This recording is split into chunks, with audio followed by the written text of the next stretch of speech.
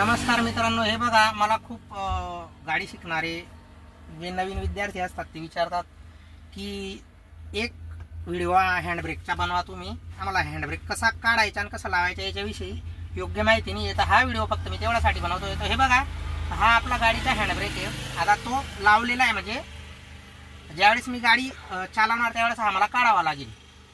तर बघा, आता याला काढताना काय करायचं आहे, पहिले हे बटन प्रेस करायचे आहे तुम्हाला। हँडब्रेकचे जे बटन आहे हे प्रेस करायचे आहे, नंतर थोडा वर उचलायचा आहे हा हँडब्रेक आणि बटन दाबून असंच खाली ठेवायचं आहे। पण ज्यावेळेस हा हँडब्रेक तुम्हाला लावायचा असणार त्यावेळेस कोणी कोणी काय करतं, हे बटन दाबून हँडब्रेक वर उचलतात, तर ते चुकीचे आहे।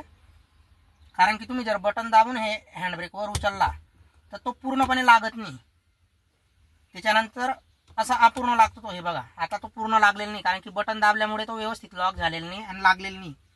तर तुम्हाला नेहमी हँडब्रेक लावताना हे बटन प्रेस करायचे नाही, म्हणजे हे बटन न दाबता हँडब्रेक वर उचलायचा आहे। बघा, असा आवाज येईल, असा आवाज आला पाहिजे, म्हणजे तो पूर्णपणे लागतो।